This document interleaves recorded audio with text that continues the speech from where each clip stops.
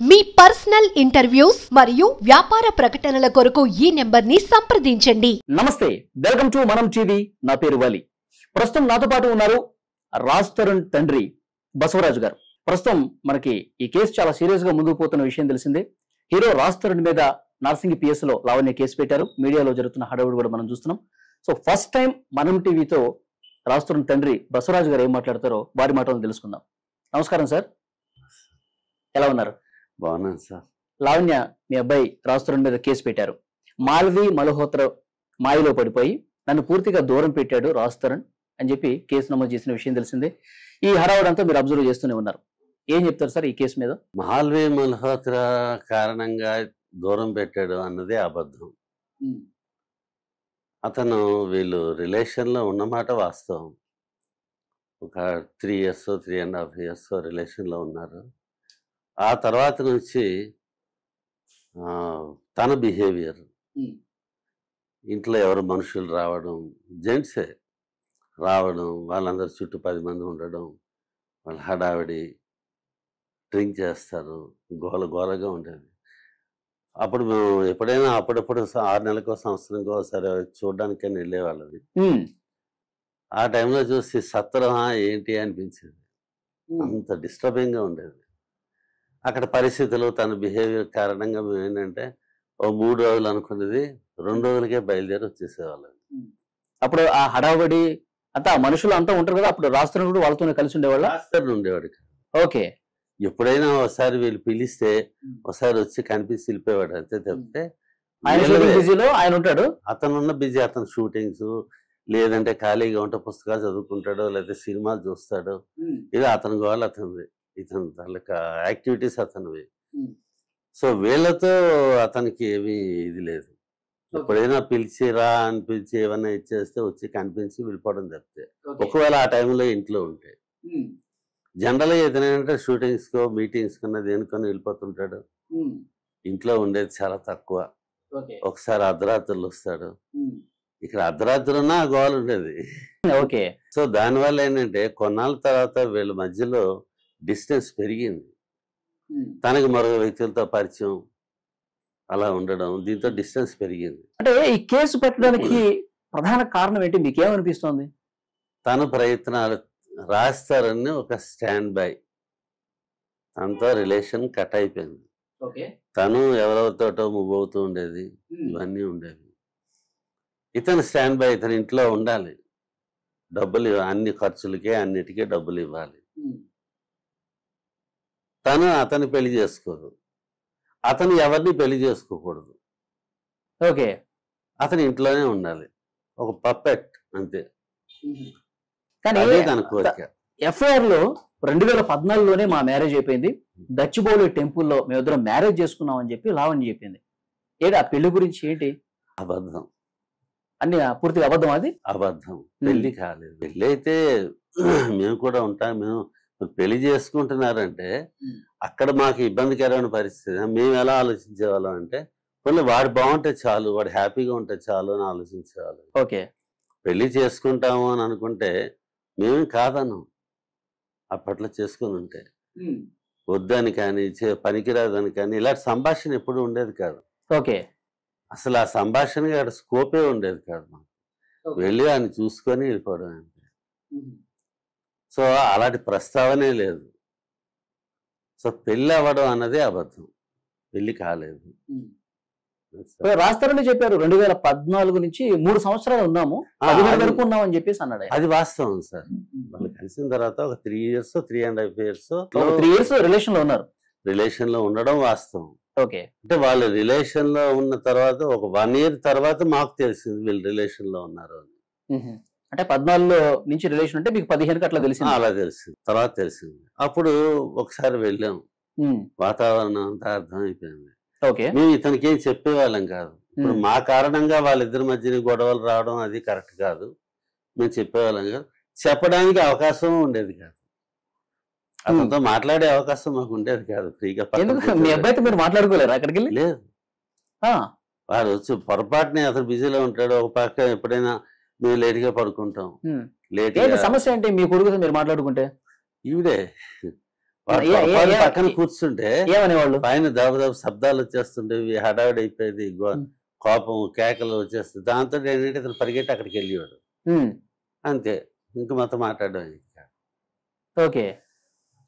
So వాడితో ప్రశాంతంగా కూర్చొని 4 ముక్కలు చెప్దాం, లేకపోతే ఏదైనా ఇప్పుడు పెళ్లి గురించి అయినా సరే ఎవరైనా చేసుకుంటే బాగుంటుందేమో చూడు, ఆలోచించు అని చెప్దామన్నా సరే మాకు అవకాశం ఉండేది అప్పట్లోనే, వాళ్ళ రిలేషన్ లో ఉంటుండగానే ఇదంతా. తర్వాత ఏంటంటే ఒకరోజు నాకు చెప్పాడు, నాన్న తట్టుకోలేకపోతున్నాను, చాలా ఇబ్బందిగా ఉంది, ప్రాబ్లంగా ఉంది, ఏదైనా డెసిషన్ తీసుకోవచ్చు కదా పోలీసు. సరే, ఇప్పుడు ఎలాంటి ఇబ్బందులు చెప్పారు మీ అబ్బాయి మీతో? తట్టుకోలేకపోతున్నాను అంటే చాలా బాధతో చెప్పారు. ఉంటుంది, తిరుగుతుంది, మందు కొడుతుంది, డ్రగ్స్ కూడా ఉన్నాయి, అలవాటు ఉంది, సో నేను భరించలేకపోతున్నాను, ఆ గోల అది ఉంటుంది. ఎప్పుడు ఇంట్లో షూటింగ్ వచ్చాక పెద్ద పెంట పెట్టేస్తుంది. ఇప్పుడు పెట్టిందంటే టీవీలు పగిలిపోతాయి, సెల్స్ పగిలిపోతాయి. ఎన్ని టీవీలు పగిలేయో లెక్కలేదు, సెల్స్ ఎన్ని పగిలేయో లెక్కలేదు, కాస్ట్లీ సెల్స్ మళ్ళీ. సరే, ఇప్పుడు ఫ్రెండ్స్ అందరూ వచ్చి గోల గోల చేసేవాళ్ళు అంటున్నారు కదా, ఇప్పుడు ఆ ఫ్రెండ్స్ రాజస్థానానికి సంబంధం లేదా? ఆ ఫ్రెండ్స్ అంటే ఇక్కడికి వచ్చిన తర్వాత ఈవిడేమో పరిచయం చేస్తే అలా పరిచయం ఉంటారేమో, కానీ ఇతని ఫ్రెండ్స్ అయితే ఇతని ఫ్రెండ్స్ ఎవరు రావడానికి స్కోప్ లేదు. తన ఫ్రెండ్స్ తనకు సంబంధించిన వాళ్ళే తెచ్చుకుంటే ఒక వీళ్ళది ఎలాగా బ్రేక్ అయిపోయింది, ఆ 3.5 years తో కట్ అయిపోయింది. తర్వాత పని ఆ అమ్మాయి ఏంటంటే మిగతా వాళ్ళతో పరిచయాలు పెంచుకోవడం, పరిచయాలు ఇవన్నీ రన్ అవుతున్నాయి. ఇప్పుడు ఎవరైనా అమ్మాయికి దగ్గర అవుదామని ప్రయత్నం చేశాడు అనుకోండి, ఓకే, ఆ అమ్మాయికి ఫోన్ చేయడం, గొడవ పెట్టడం, లేకపోతే వాళ్ళ ఇంటికి వెళ్ళి గొడవ పెట్టడం, ఇంకా అక్కడితో కట్ అయిపోతుంది. ఓకే, ఇంకెవరితోటైనా మాట్లాడడానికి ప్రయత్నం చేశాడు అనుకోండి, అవి గొడవ పెట్టేస్తాయి. సో ఇతను ఎవరితోటి మాట్లాడకూడదు, ఏ అమ్మాయితోటి మాట్లాడకూడదు, ఇంట్లో అలా ఉండాలి. ఇప్పుడు 2017 వరకు కలిసి ఉన్నారు కదా, 17 తర్వాత ఏం జరిగింది సార్? 17 తర్వాత నుంచి వీళ్ళిద్దరి మధ్యని అక్కడి నుంచి ఏంటంటే ఆ అమ్మాయి రూమ్ లో ఉంటది, వీడో రూమ్ లో ఉంటాడు. ఆ విల్లా మీదే కదా, రాస్తారిందే విల్లా. ఆ విల్లాలోని కింద పోర్షన్ లో రాస్తారని ఉంటాడు, అంతేనా? పై పోర్షన్ లో రాస్తారని ఉంటాడు, కిందని వీళ్ళు ఉంటారు. అంటే విల్లాలో 3 అంతస్తులు. ఓకే, అంటే సెపరేట్ గా కింద పోర్షన్ పై పోర్షన్ కాకుండా విల్లా ట్రిప్లెక్స్ అనమాట. ఓకే, అర్థమైందా? అందులో పైన రాస్తారని ఉంటాడు, ఆ పైది ఏంటంటే అతను ఆఫీస్ రూమ్ గా వాడుకునేవాడు. కింద ఈ రచ్చ అంతా కింద జరుగుతుంది. సో లావణ్య ఫ్రెండ్స్ వీళ్ళందరూ ఎంజాయ్ చేయట్లో వంట ఉండేది కాదు, అందరికి హోటల్ నుంచే ఫుడ్స్, హోటల్ నుంచే అన్ని, మొత్తం ఈ ఖర్చు అంతా ఎవరు రాస్తారని భరించేవారు. ఓకే, మొత్తం ఎక్స్పెండిచర్ అంతా రాస్తారు. అంటే 2017 తర్వాత ఒక రకంగా బ్రేకప్ అయిపోయింది. కానీ లావణ్య మనం టీవీ ఇంటర్వ్యూలో ఇప్పుడు మొన్న మార్చి వరకు 2024 మార్చి వరకు కూడా తన డ్రగ్స్ కేసులో జైలుకి వెళ్ళి ఇచ్చిన తర్వాత కూడా ఆ నెక్స్ట్ వెళ్ళిపోయాడు. అప్పటి వరకు కూడా మేము రిలేషన్ లోనే ఉన్నామని చెప్పేసి అంటుంది కదా. బ్రేక్ అయింది, తర్వాత విడిపోదు. నేను ఒకసారి చెప్పాను ఏదైనా యాక్షన్ తీసుకుంటే బాగుంటుంది అని.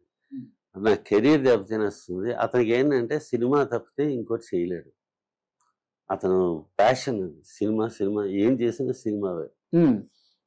ఆ సినిమాలో రైటింగ్ అన్నిట్లోనే ఉన్నాడు, ప్రతి దాంట్లోనే, డబ్బింగ్ లోని, ఇది ఎడిటింగ్ అన్ని నాలెడ్జ్ ఉంది. ఈ సినిమాకి ఏమైనా కెరీర్కి ఏమైనా ఇబ్బంది కలుగుతుందేమో అని భయపడేవాడు. తను కూడా అలాగే తేడా వస్తుంది, పెద్ద కాయకలు అరుపులు వేసేది, కొట్టడం, సామాన్లు విసిరేస్తుంది మా మీదని చిన్న విషయం పట్టుకొని. కొన్ని సందర్భాలు అనేవాడు, నువ్వు ఒంటి మీదకి విసిరితే విసిరిక నా మొహం మీద విసరకు, మొహాన్ని తగలొద్దు అని మొహం మీద విసిరి రాస్తాడు మీద. పెంట పెట్టింది మామూలుగా ఉండదు సార్, అది హ్యావక్, పీక్ స్టేజ్కి వెళ్ళిపోతుంది, కంట్రోల్ ఉండదు. మీరు రాస్తారని చూడటానికి ఇంటికి వెళ్ళినప్పుడు కూడా ఇవన్నీ ప్రత్యక్షంగా చూసారా? 1-2 సార్లు చూసాం. ఆర్పులు కేకలు భరించలేము, చాలా భయానకమైన సిచ్యువేషన్, బీభత్సం, భయానకం. సో మిమ్మల్ని కూడా తిట్టేదని చెప్పేవాళ్ళు? తిట్టేది సార్, బూతులే తిట్టేది సార్. ఓకే, ఫోన్ చేసి ఫోన్లో కూడా బూతులు తిట్టేది. మేమంటే గౌరవం అనేది ఇంత కూడా లేదు. మొన్న లావణ్య మనం టీవీ నేనే ఫోన్లో మాట్లాడాను, నాకు చాలా గౌరవం ఉంది మా అత్తగారి మీద, మా అమ్మగారి మీద అని చెప్పి మాట్లాడింది. నేను అట్లా ఏదైనా ఇన్స్టెంట్ గా నాకు వచ్చిన పదాలే తప్ప ఏదైనా కోపంలో మాట్లాడినా సరే అసభ్య పదజాలం బూతులు ఏమైనా వచ్చినా సరే ఇన్స్టెంట్ గా వచ్చినాయి తప్ప నాకు వారి పట్ల గౌరవం లేకపోవటం కాదు.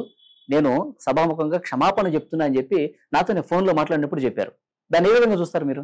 10 సంవత్సరాలు పైగా మా అబ్బాయి పెద్ద ఒక హీరో, ఎస్టాబ్లిష్డ్ హీరో, ఇల్లు కట్టుకున్నాడు, అంతా బాగానే ఉంది. మేము బితుగుమంటూ ఇటు నుంచి ఏ విధంగా సపోర్ట్ అందక ఎక్కడో వైజాగ్లో మూల బతికి మా మీదే ఆ గౌరవం ఉంటే మాకు ఆ పరిస్థితి. నా మిస్సెస్కి హెల్త్ బాగా డిస్టర్బ్ అయిపోయింది, బెంగ పడిపోయేది. ఆవిడ షుగర్లో అన్కంట్రోల్డ్ షుగర్, దానివల్ల ఇయర్స్ ఎఫెక్ట్ అయిపోయి డాక్టర్స్ వార్నింగ్ ఇస్తున్నారు. ఆవిడ బాధ ఏంటంటే ఇదే 10 సంవత్సరాల పాటు కొడుకుని చూసి ప్రశాంతంగా మాట్లాడుకుని స్పెండ్ చేసుకునే పరిస్థితి కూడా మాకు ఉండేది కాదు. ఇక్కడ పరిస్థితి బాగుంటే మీరు రాష్ట్రంతో పాటే ఉండేవాళ్ళు, అంతే ఉండేవాళ్ళం కదా, అతనితో కొడుకు దగ్గరే ఉండేవాళ్ళం కదా. మాకు ఆ పరిస్థితి ఏంటి? సరే ఇప్పుడు గౌరవం ఉంది అంటే ఇదే గౌరవం, ఇది కాదు కదా. ఇప్పుడు సారీ చెప్తే ఈ 10 సంవత్సరాలు మా నరకం అనుభవించాం సార్. మాకు హెల్త్ పాడు. ఎందుకని మరి ఇంత నరకం అనుభవిస్తున్నా మీరు గాని రాస్తులను గాని ఎందుకు భరించాల్సి వచ్చింది? ఎందుకు అంతగా ధైర్యం చేయలేకపోయారా? అదే ఇప్పుడు ఇక్కడ నువ్వేం అయితే లీగల్ గా వెళ్ళాలి. ఓకే, మరో రకంగా మేము చేయగలిగే అవకాశం ఉండేవాళ్ళం కాదు, మాకు తెలియదు. లీగల్ గా వెళ్ళి ప్రొసీడ్ అవుదామనంటే వీడేం భయపడేవాడంటే లీగల్ గా వెళ్తే రచ్చ అయిపోతుంది. తనైతే ఎప్పుడు బ్లాక్మెయిల్ చేసేది, ప్రెస్కి వెళ్ళిపోతాను, నాతో చాలాసార్లు ప్రెస్కి వెళ్తాను, లేకపోతే ఏం చెప్పడానికి ప్రెస్కి వెళ్ళి ఏం చెప్తారు అంటే అదేముండదు, ప్రెస్కి వెళ్తాను అంటే చేస్తాను అంతే. దాని మీనింగ్ అంటే మీరు చెప్పేదాన్ని బట్టి టార్చర్ పెట్టేదామే, ఇబ్బంది పెట్టేదామే, ఖర్చు అంతా రాస్తారనే భరిస్తున్నాడు, అత్తమామ మీద గౌరవం లేదు, ఇదంతా మీరు చెప్తున్నారు. టార్చర్ అయితే అటువైపు నుంచి ఈమెం చెప్తుంది ప్రెస్కి వెళ్ళి ఏదో వీళ్ళు మమ్మల్ని టార్చర్ చేస్తున్నారనో, అంటే రాస్తాడు మీద మా మీద మేము తనని టార్చర్ చేస్తున్నట్టుగా ఏదో మరి ఏం చేస్తారో తెలియదు, భయపెట్టేది. హీరో కాబట్టి ఆయన రెప్యుటేషన్ ఎక్కడ రెప్యుటేషన్ ఇతను ఏం భయపడేవాడు అంటే రెప్యుటేషన్ దెబ్బతింది. 3 సినిమాలు హిట్ అయిపోయాయి, అప్పుడు హ్యాట్రిక్. ఆ తర్వాత నుంచి సినిమాలు అంతంత మాత్రంగా ఉన్నాయి. కెరీర్ ఎక్కడ పోతుందో, అవకాశాలు ఎక్కడ రావు, ఇవన్నీ బయటకు వస్తాయని భయంగా బతికాడు సార్. భయంగానే బతికాడు. అయితే అతనిలో ప్యాషన్ వల్ల ఏంటంటే ఇంట్లో ఎంత టార్చర్ ఉన్నా షూటింగ్ వెళ్ళిన తర్వాత అక్కడ అందులో ఇన్వాల్వ్ అయిపోయాడు. అందుకే మ్యాక్సిమం టైం షూటింగ్లో స్పెండ్ చేయడానికే చూసేవాడు ఇంట్లో కంటే. నైట్ షూటింగ్స్ అవుతాయి ఒక్కొక్కసారి, లేకపోతే షూటింగ్ అయ్యి ఇంటికి వస్తాడు, నైట్ అంతా పెంటే. ఒక 5 నిమిషాలు 10 నిమిషాలు గంట కాదు, పెంట ఎలాగలా కాదు. అంటే చెప్తాను, చెప్పండి. ఒకసారి ఇంట్లో టీవీలు అవి పగిలాయి, టీవీలు చాలా పగిలాయి, 1 2 కాదు, చాలా పగిలిపోయి. ఒకసారి నేను ఫోన్లో చెప్పాను, అమ్మా అంతంత కాస్ట్లీ కదా, లక్షల్లో ఉంటాయి, టీవీలు ఎందుకమ్మా పగలు కొట్టడం అని అన్న మాటకి చెప్పట్టుకొని బండ బూతులు తిరుగుతూ ఫోన్లో గట్టిగా కాల్ పెట్టి ఫోన్ కట్ చేస్తుంది. ఓ 15 గంట తర్వాత మా వాడికి ఫోన్ చేశాడు, డాడీ నీ దండం పెడతాను, దానికి సారీ చెప్పి డాడీ అంటే. ఏంటి ఎలా చెప్తాను సారీ అంటే అలా కాదు అని వాడు చెప్పాడు. అమ్మా లావణ్య అంటే అమ్మా లావణ్య అని నేను అన్నాను. అలాగ ప్రాంప్టింగ్ చేస్తుంటే నేను చెప్పడం తప్పు అయిపోయింది, మళ్ళీ నేను ఎప్పుడు ఇలా అడగను, ఇలా మాట్లాడను, నన్ను క్షమాపణ చెప్పాను. లేకపోతే పెంట వీడియో కంట్రోల్ చేసుకోలేకపోతున్నాడు. దండం పెట్టి డాడీ నీ దండం పెడతాను సారీ చెప్పి అంటే నేను సారీ చెప్పాను. ఇంత విడమర్చి సారీ చెప్పాను. చెప్తే అక్కడితో ఆగింది. అయితే తెల్లారిలో ఉండదు. ఓకే, అంత భయంకరంగా ఉంటుంది. అంటే ఏమేం చేసేవాళ్ళు సార్ ఇంట్లో? మందు కొట్టేవాళ్ళు, ఇంకా మందు కొట్టేవాళ్ళు. అందరూ అబ్బాయిలేనా వచ్చేది? అబ్బాయిలు, అందరూ అబ్బాయిలే ఉంటారు, తన చుట్టూ అబ్బాయిలు ఉంటారు. వాళ్ళతోటి హోటల్ నుంచి తెప్పించుకోవడం అన్ని స్విగ్గీలే. ఇంట్లో వంట అది కాదు, ఎప్పుడో రేరుగా ఎప్పుడైనా సరదాగా చేసుకోవాలి. సరే, ఇక్కడ ఒక డౌట్, డ్రగ్స్ కూడా తెచ్చుకునేవాళ్ళ ఉంది. డ్రగ్స్ కన్జ్యూమ్ చేసేదా? కన్జ్యూమర్ చేయాలి. తర్వాత తెలిసింది పెడగా దొరకడం ఇవన్నీ తర్వాత. అయితే మీకు ఇందాక అడిగిన క్వశ్చన్కి డైవర్ట్ అయిపోయింది. ఇలా సఫర్ అయ్యేవాడు కేవలం ఇది ఎవరు నమ్మచ్చు నమ్మకపోవచ్చు. ఇప్పుడు మ్యాన్ పవర్ ఉండి అన్ని రకాలుగా గట్టిగా మనుషులు దన్ను ఉన్న వాళ్ళైతే డైరెక్ట్గా అటాక్ ఇస్తారు. మాకు అది లేదు. మేము ఎక్కడో వైజాగ్లో ఉన్నాం, ఇక్కడ ఒక్కడే. ఏమైనా చేయగలిగితే పోలీస్ ద్వారా వెళ్ళాలి. ఓకే, ఏం చేసినా తను రివర్స్ అయిపోతుంది. అసలు మీరు ఆ స్టెప్ తీసుకోలేదు కదా? మీరు తీసుకోలేదు. తీసుకుంటే వీడి కెరీర్ అంతా పోతుంది. ఇంకా అది ప్రశ్నలోకి వస్తుంది, గోల గోల అయిపోతుంది, న్యూసెన్స్. దాంతో ఏంటంటే ఇంకా రప్చర్ అయిపోయి నా కెరీర్ అంతా పోతుంది అని చెప్పి భయపడేవాడు. ఆ భయంతో అలా ఉండేవాడు. That's blackmailing. ఆ భయంతో ఉండేవాడు. తనే కొడుతుంది, తనే అలర్ట్ చేస్తుంది, తనే అన్ని గొడవ చేస్తుంది, రప్చర్ చేస్తుంది, తనే పోలీస్ కంప్లైంట్ ఇస్తుంటుంది, 100 డైల్ చేస్తుంటుంది. ఇప్పుడు ఆ విల్లా నుంచి ఎప్పుడు బయటకు వచ్చేసాడు రాజతరుణ్?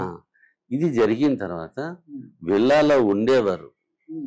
ఇతనేంటంటే ఒక రూమ్లో ఉండేవాడు, తనకు రూము, తన యాక్టివిటీస్ ఇవన్నీ అలాగే ఉపయోగపడుతూ భరిస్తూ తన పని తను చేసుకునేవాడు.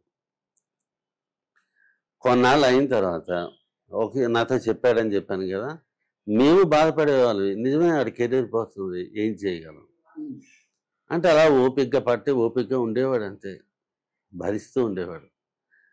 కొన్నాళ్ళు అయిన తర్వాత తను డ్రగ్స్లో దీంట్లో ఉంది అన్నది తెలిసింది.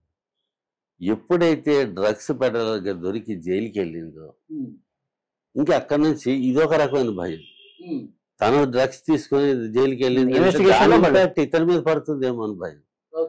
ఇతను డ్రగ్స్ వాడతాడని. కానీ ఇప్పుడు అది వచ్చినా బయటకు వచ్చినా ఇతనికి కెరీర్ పోతుంది. ఓకే, అతను ఎవరైనా ఇన్వెస్టిగేట్ చేసి ఊరుకుంటే పర్వాలేదు. ఆ బ్లేమ్ ఇతని మీద పడింది అనుకోండి, మొత్తం ఇతను భయపడేది కెరీర్ కోసమే. ఇన్నాళ్ళు భరించాడు. అదే కెరీర్ ఎక్కడ డిస్టర్బ్ అవుతుందో అనే ఉద్దేశంతో తను జైలుకి వెళ్ళిన తర్వాత తనే మూవ్ అయిపోయాడు. తను వెళ్ళమనలేదు, తనే మూవ్ అయిపోయాడు. అంటే అంతకు ముందే ఇప్పుడు మొన్న మధ్య కదా, మొన్న జనవరిలో కదా, అప్పుడు బయటకు వచ్చాడు. నేననేది అట్లా కాదు, డ్రగ్స్ కేసులో దొరికి ఆమె 45 రోజుల పాటు జైలుకి వెళ్ళింది ఈ సంవత్సరంలో కదా. అవును, అంతకు ముందు నుంచే డ్రగ్స్ కన్జ్యూమర్ గా అని చెప్పి అన్నారు మీరు ఒకసారి. అంటే అప్పుడు భయం కదా, అప్పుడు మీరు వారించడం గానీ ఇది కరెక్ట్ కాదు, ఇది చాలా ఎవరి అమ్మాయికా అంటే రాస్తారు, మీరంటే రాస్తారని చెప్పేవాళ్ళు. వాడికి ఎక్కడ వాయిస్ ఉంది? అది పప్పెట్. ఇలాంటి వ్యవహారాలు చేయాలనుకుంటే బయట చేసుకో, ఇక్కడ సీన్ లేదండి. లేదా అంత సీన్ లేదు, పెద్ద పెంటలు అయిపోతాయి. గొడవ అంటే మామూలుగా ఉండదు సార్. మీరు ఆ వీడియోలో విన్నారు కదా, అది ఇంకా తక్కువ. అరుపులు, కేకలు, అగ్రెసివ్ అయిపోయి ఒక హిస్టరీక్ యాటిట్యూడ్ లాగా బిహేవ్ చేసి ఓకే అది భరించలేము. ఇంట్లో సామాన్లు పగిలిపోతాయి, టీవీలు పగిలిపోతాయి. సెల్తో టీవీని కొట్టి పగిలిన రోజులు ఉన్నాయి. అయ్యో, సెల్ పగులుతుంది, టీవీ పగులుతుంది. అరే సరే, ఇప్పుడు 3 సంవత్సరాలు గెలుచున్నారు, తర్వాత పెంట చేస్తుందని చెప్పేసి మీరు అంటున్నారు. మొత్తం రచ్చరచ్చ అవుతుంది. వాళ్ళ పేరెంట్స్ ఉన్నారు ఇక్కడ పటాన్ చెరువులోనే ఉంటారు వాళ్ళు. ఏమన్నా మాట్లాడి ఇక్కడ జరుగుతున్న వ్యవహారం కొంత పెద్దలు కదా, మీరు రాజధాని తరఫున మీరు పేరెంట్స్, ఆ పేరెంట్స్ ని ఏమన్నా కలిసి మాట్లాడి ఏదన్నా? మేము వాళ్ళతో మాట్లాడడం ఈ విషయాలు ఇప్పుడు లేదు. ఎందుకంటే మాకు అసలు కలిసారా మీరు? వాళ్ళని కలిసారా?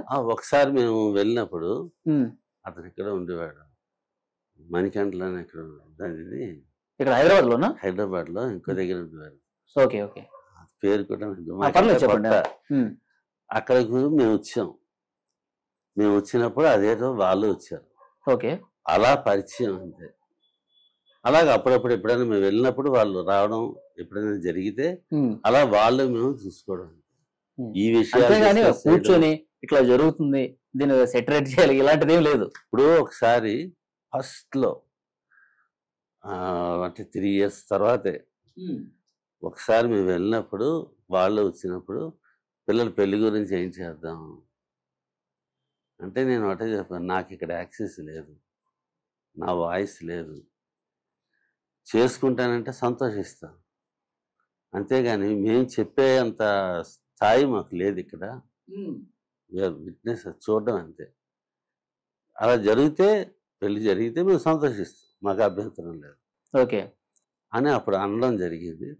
తర్వాత ఇంకా అంతకు మించి మాట్లాడడానికి స్కోప్ లేదు. కానీ మనం టీవీకి లావణ్య కొన్ని వీడియోలు కూడా చూపించారు, కొన్ని ఫోటోలు చూపించారు. మా అత్తమామలతో మాకు ఎలాంటి బంధం ఉండేది, ఎలాంటి సంబంధాలు ఉన్నాయి, మేమంతా బాగుంటాం, పండుగలు కూడా చేసుకున్నాం, రాస్తున్న పేరెంట్స్ మేము కలిసి పండుగలు చేసుకున్నాము, ఏదైనా ఫంక్షన్లు కూడా పిలుచుకెళ్లేవారని చెప్పి కొన్ని ఫోటోలు చూపించారు. సో నేను కూడా చూశాను కొన్ని వీడియోల్లో, ఏదో పూజా కార్యక్రమం ఏదైనా జరుగుతున్నప్పుడు మీ ఆశీస్సులు తీసుకోవడం ఇలాంటి కొన్ని చూపించారు మాకు.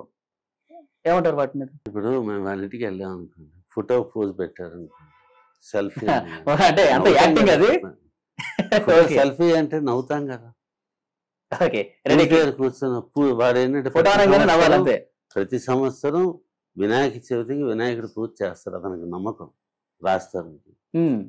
అలాంటప్పుడు మేము వెళ్ళాం అనుకోండి, కూర్చుంటాం అంతే. మేము క్యారెక్టర్స్ ఆ టైంకి సిచ్యువేషన్ బట్టి ఫోటో తీస్తున్నారంటే చిన్న స్మైల్, మనం నవ్వకుండా సీరియస్గా ఉన్న స్మైల్ అని గుర్తు చేస్తారు, నవ్వండి, స్మైల్ ఇవ్వండి, స్మైల్ ఇవ్వండి, స్మైల్ ఇస్తాం.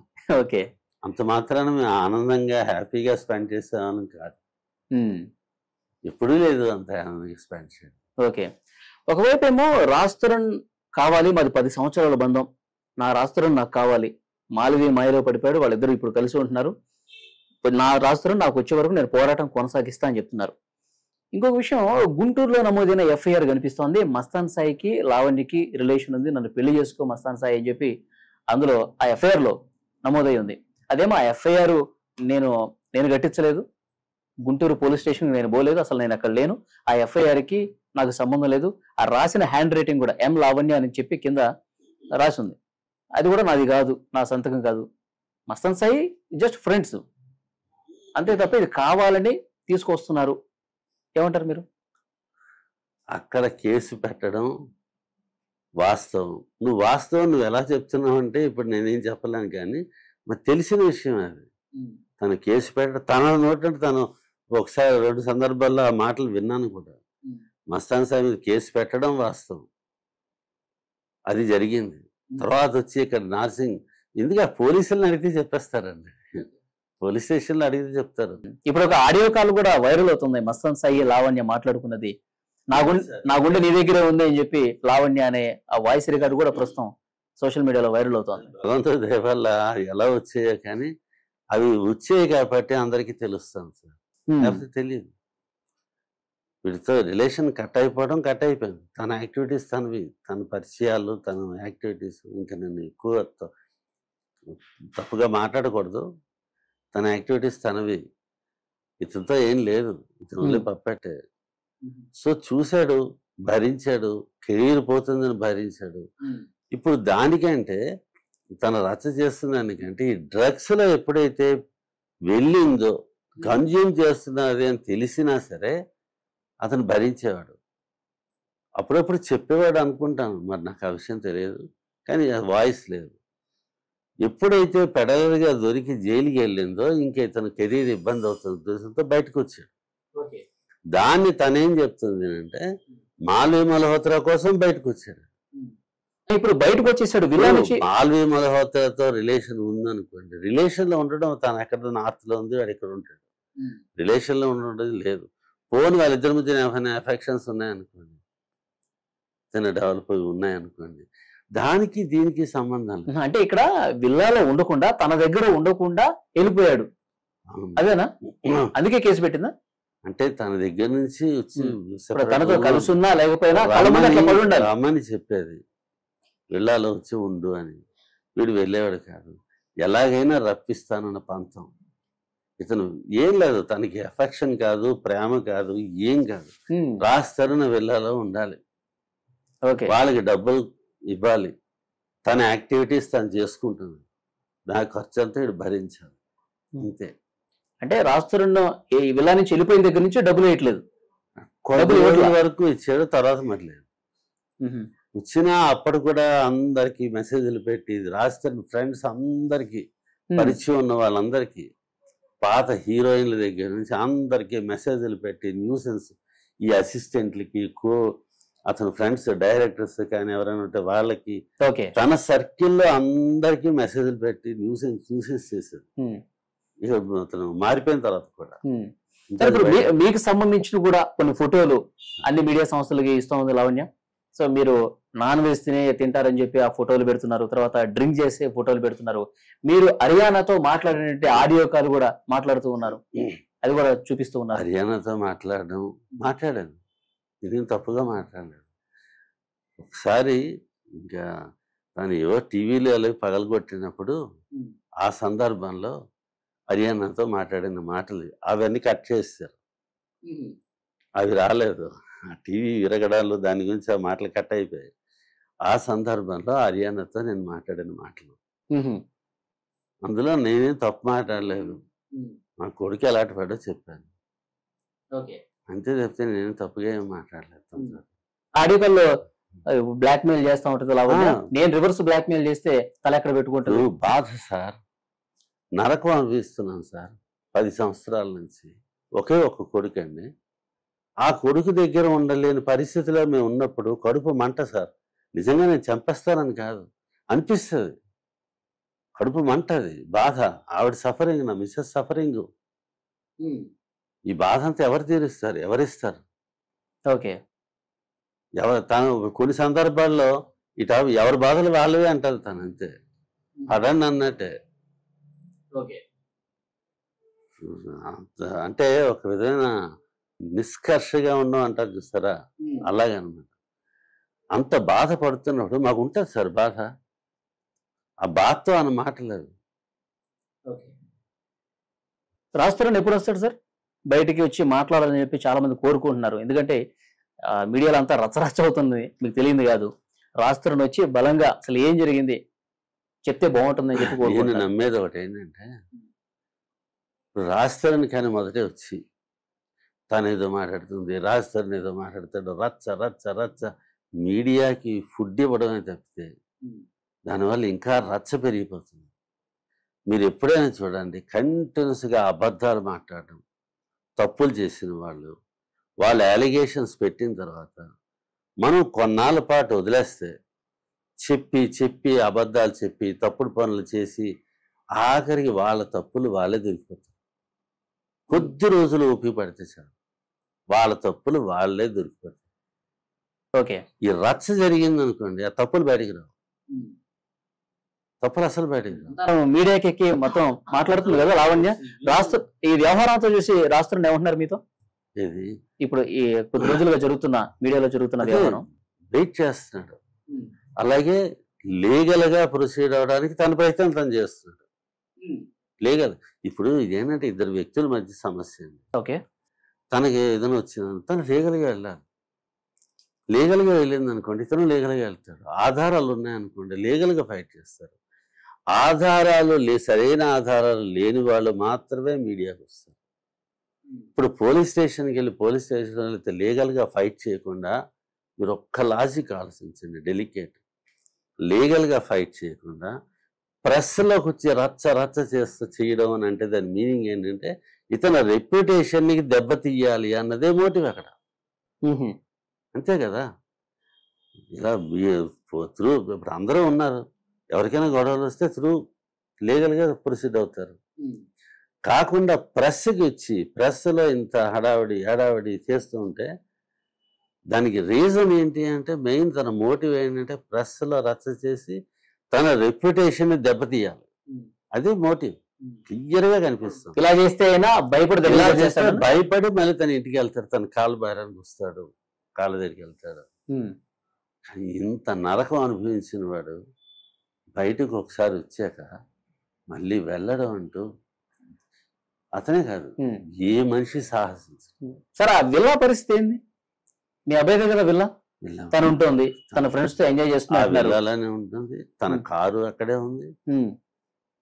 వీడేంటంటే అద్దీంట్లో ఉంటున్నాడు, రెంటెడ్ హౌస్ లో. ఇప్పుడు మీకు అనుకూలంగా మాట్లాడే వాళ్ళు చెప్తూ ఉన్నారు, అంటే రాష్ట్రానికి సపోర్ట్ గా నిలిచే వాళ్ళు చెప్తూ ఉన్నారు, ఆ విల్లా కోసమే ఇప్పుడు మీడియాకి ఇంత రచ్చ చేస్తుంది, కేసు పెట్టింది కూడా. ఆ విల్లా ఇవ్వకపోవడా రాస్తారంట. ఇంకో విషయం, ఆ రోజు నన్ను ఫోన్లోని ఎందుకమ్మా టీవీ పగలగొట్టావంటే తిట్టింది అన్నాను కదా. ఆ రోజు తను ఇమోషన్ అయ్యే సందర్భంలో ఈ ఇల్లు నాది 10 సార్లు ఆ ఇమోషన్. అప్పుడు అంది ఇల్లు నాది. అంటే మీ అబ్బాయి ఏమనేవాడు అప్పుడు? ఆ టైంలోనే కదా నాకు సారీ చెప్పి డాడీ. ఓకే. మీరు ఏమన్నా గొడవ పెట్టుకున్నారా? నీదెట్లా ఇద్ది మా అబ్బాయిది అని చెప్పి ఏమన్నా గొడవ చేశారా? సీనా జీవి ఎందుకమ్మా పగలకొట్టడం అన్నది అని ఒక మాట అన్నారు. ఇంత రచ్చ అయిపోయి ఆడే నాకు ఫోన్ చేసి దండం పెడతాను సారీ చెప్పి డాడీ. మళ్ళీ ఉదయం షూటింగ్ వెళ్ళాలి కదా, నేను పడుకోవాలి కదా. ఓకే. ఆడు బాధ ఆడిది. ఇది ఎప్పుడు అర్ధరాత్రి, పగలు కూడా కదా, అర్ధరాత్రి. సారీ చెప్పిన తర్వాత అప్పుడు లేదు రమ్మంటే నేను వచ్చి కాలు పట్టుకొని బతిమాలుతానని కూడా చెప్పాను. అంతవరకు వచ్చి కాబట్టి తను బిహేవియర్ అంతే. ఇది ఫ్యాక్ట్ అండి, ఎవరు నమ్మినా నమ్మకపోయినా ఉన్న ఫ్యాక్ట్ నేను చెప్తున్నాను. భరించాడు. ఎక్కడ మాల్వి మల్హోత్రా బ్రదరు ఇద్దరు కలిసి లావణ్యకి ఫోన్ చేసి బెదిరించడం, నిన్ను ఎలాగైనా రాష్ట్రం నుంచి నేను దూరం చేస్తానని చెప్పడం. సో దాంట్లో భాగంగానే డ్రగ్స్ కేసులో వీళ్ళు ఇరికిచ్చారని చెప్పి ఆమె చెప్తా ఉంది. అంటే అవుతుందని అది ఇరికించడం ఏంటి, తనే ఇరుక్కుపోయింది. ఎవరు డ్రగ్స్ కేసులో ఊరుకురికి ఎవరు ఇరికించలేరు. అది ఇరికించేసినంత స్థాయి కూడా కాదు రాజస్థాన్. చిన్న హీరో, అప్కమింగ్ హీరో, అతనిది తనని డ్రగ్స్లో ఇరికించే సీన్ కూడా లేదు. కానీ ఇరికిపోయింది. ఎప్పటికైనా తప్పదు. ఒక తప్పు కంటిన్యూస్ చేస్తున్నప్పుడు ఏదో రోజు దొరికిపోక తప్పదు. దొరికింది, డ్రగ్స్లో దొరికింది. తర్వాత తనేంటంటే తనే ఫోన్ చేసి అంతతో దెబ్బలాడుతుంది, అరుస్తుంది. అసలు వాళ్ళు తిట్టారు, న్యాచురల్గా కోపం వస్తుంది కదా, కోపం వచ్చి అవతల తిట్టారు అనుకోండి, అవన్నీ రికార్డ్ చేసి వాటిని ఎడిట్ చేసి తనన్న మాటలు పెట్టకుండా వాళ్ళన్న మాటలే ప్రొజెక్ట్ చేస్తారు. ఓకే. కొంత ప్రొవోక్ చేస్తేనే వాళ్ళ నోటంటే ఆ మాటలు వస్తాయి.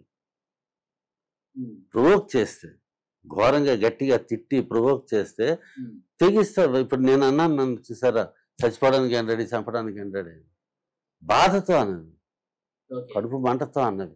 ఇప్పుడు మీడియాలో మీకు సపోర్ట్ గా, రాజ్ తరుణ్కి సపోర్ట్ గా శేఖర్ భాష మాట్లాడుతూ ఉన్నారు. శేఖర్ భాష కూడా రాజ్ తరుణ్ అమ్ముడుపోయాడు, రాజ్ తరుణ్ డబ్బులు పంపిస్తే శేఖర్ భాష మాట్లాడుతున్నాడు అని చెప్పి ఒక అలిగేషన్ చేసింది శేఖర్ భాష మీద. ఏంటి మీ స్పందన? రాజ్ తరుణ్ని ఎవరు సపోర్ట్ చేసినట్టు మాట్లాడినా వాళ్ళకి థ్రెటనింగ్ కాల్స్ వెళ్ళిపోతుంది. తను ఇదేంటంటే అహం. రాజ్ తరుణ్ని ఎవరు సపోర్ట్ చేయకూడదు, ఆయనకేం కర్మ ఉంది. తర్వాత ఇంకోటి చెప్పేదా, రాజ్ తరుణ్ ఇష్యూ జరిగిన తర్వాత ఇతను ఫస్ట్లోనే ఒక మెసేజ్ పెట్టారు, నేను చేస్తాను, నేను హెల్ప్ చేస్తాను, ఇందులో నా ఎక్స్పీరియన్స్. ఆ తర్వాత Raj Tarun phone cut. Okay. ఇంత కాంటాక్ట్లో లేడు అప్పుడు. కాకుండానే ఈయన స్వతసిద్ధంగా, అందుకే నా మిస్సెస్ నేను అనుకుంటాం దేవుడే ఇతనిలోకి వచ్చి ఇతని చేత ఇదంతా చేయిస్తున్నాడు. ఓకే. మేము అలా చేయలేం, ఎవరు లేరు, దేవుడే వచ్చి అతని చేత చేయిస్తున్నాడు అని. నిజంగా అతనికి నెగిటివ్గా మాట్లాడడం అన్నది చాలా తప్ప. మా అబ్బాయి మీద ప్రమాణం చేసి నేను చెప్తున్నాను, మా అబ్బాయి మీద ఒకే ఒక కొడుకు చెప్తున్నాను, అతనికి మా వల్ల ఎటువంటి హెల్ప్ లేదు. శేఖర్ భాష ఒకరికి అన్యాయం జరుగుతుంది కాబట్టి అన్యాయం జరుగుతుంది, నిలబడ్డాడు. ఆ నిలబడ్డానికి మేము సంతోషిస్తున్నాం. ఈ కారణంగా విషయాలు తెలుస్తున్నాయి. జరిగింది ఒకటి, ఇప్పుడు యాక్చువల్గా జరిగింది ఒకటి, జనాలు అనుకుంటున్నది మరొకటి. ఏం జరిగిందో జనాలకు తెలియట్లేదు. అంతిమంగా సత్యం ఏందనేది అంతిమంగా అదే గెలుస్తుంది కదా. రాజధాని కూడా వస్తారు సార్, అంటే వస్తాడంటే ఎక్కడికి వెళ్ళిపోలేదు, సైలెంట్ గా ఉన్నాడు. లీగల్ గా తను ఇది చేయాల్సిన ఆధారాలు ఉన్నాయి, లీగల్ గా తను చేయాల్సింది చేస్తున్నాడు. ఓకే. త్వరలోనే ప్రెస్కి వస్తాడు. యాక్చువల్ గా ఆయన సినిమా కూడా రిలీజ్ అయింది, పురుషోత్తముడు, మంచి టాక్ తో ముందుకు పోతోంది. సో అంటే సినిమాకి సంబంధించిన యూనిట్ కూడా ఆ విషయానికి అందరికి ధన్యవాదాలు. చాలా మంది అడుగుతున్నారు, సినిమా రిలీజ్ ఈవెంట్ సమయంలో కూడా, రిలీజ్ కు ముందు రిలీజ్ తర్వాత కూడా అడుగుతున్నారు, కెరీర్ దెబ్బతింటుందేమో అని భయపడుతూ ఇన్నాళ్ళు నరకం అనుభవించాడు. నరకం సార్. అంటే కరెక్ట్ రిలీజ్ టైంలో, రిలీజ్ కి ముందే ఈ వ్యవహారం రావటం, సినిమా రిలీజ్ కి ముందు ఇవన్నీ జరిగింది. అంటే కావాలని కరెక్ట్ టైంలో చేస్తున్నట్టు మీరు అనుకుంటున్నారా? అంతే. సినిమా రిలీజ్ అవుతాయని తెలిసిన తర్వాతే ఇది వచ్చింది. అందుకే అందరికీ నమస్కారం. సినిమాని హిట్ చేశారు, దీనికి దానికి హిట్ చేయకుండా. కాకపోతే ఇందులో రాస్తారని విక్టిమ్ నరకం అనుభవించాడు. కేవలం తన కెరీర్ డిస్టర్బ్ అవ్వకూడదన్న ఉద్దేశంతో అన్నాళ్ళు భరించున్నాడు. ఓకే. ఎప్పుడైతే డ్రగ్స్ కేసులో ఇన్వాల్వ్ అయిందో ఈ కేసు నన్ను పట్టుకొని దాని ఇంపాక్ట్ అతని మీదకి వచ్చి అలా రెప్యుటేషన్ దెబ్బతిండి. ఇది రెప్యుటేషన్ దెబ్బతిండి. రెప్యుటేషన్ కోసమే భరించున్నాడు. ఇది ఇంకా ఘోరం. ఈ డ్రగ్స్ ఇష్యూలో కానీ వీడి పేరు వచ్చిందంటే మొత్తం స్పాయిల్ అయిపోతుంది. చిన్న డౌట్ వచ్చినా స్పాయిల్ అవుతుంది. అందుకు భయపడి బయటకు వచ్చాడు. ఈ విధంగా బయటకు రావడాన్ని తను టాక్టిఫుల్గా మాల్వి మల్హోత్రాకి లింక్ పెట్టి, మాల్వి మల్హోత్రా వల్ల తను మీకు అన్ని వీడియోలు ఆ లింకులు అని ఇప్పుడు వస్తున్నాయి. ఓకే. నేను మొదట్లో కానీ తన గురించి చెప్తే ఆడపిల్ల గురించి ఏంటి అలా చెప్తున్నావు నన్ను తిడతారు. అందుకే తన ఎఫ్ఐఆర్లోనే, తన ఎఫ్ఐఆర్లను కూడా అనలేదు, తన గోళ తన చాలా డిస్టర్బెన్స్, తన యాక్టివిటీస్ అనే అంటున్నాను చెప్తే నెగిటివ్గా అనలేదు. తన యాక్టివిటీస్ ఏంటి అనేది ఇప్పుడు తెలుస్తుంది అందరికి. ఓకే. ప్రతి ఒక్కరికి తెలుస్తుంది. అదే తన యాక్టివిటీ. ఎస్, చూద్దాం సార్ అసలు వాస్తవాలు ఏంటి అనేవి తెలుస్తాయి. సార్ ఎలాగో లీగల్ గా ఏ విధంగా ప్రొసీడ్ కావాలో అట్లా రాష్ట్రంలో కూడా అవుతున్నారు. ఎస్. సో అంతిమంగా ఏం జరుగుతుంది, ఎందుకంటే సత్యమే గెలుస్తుంది, న్యాయమే అంతిమంగా గెలుస్తుంది. సో డెఫినెట్ గా మీ సైడ్ సత్యం ఉంటే మీరే గెలుస్తారు. Thank you very much sir. Okay sir, thank you. మనం టీవీ ప్రేక్షకులకి, మీకు ప్రత్యేకంగా మన శేఖర్ భాష, అతనికి మా జీవితాంతం రుణపడి ఉంటాం.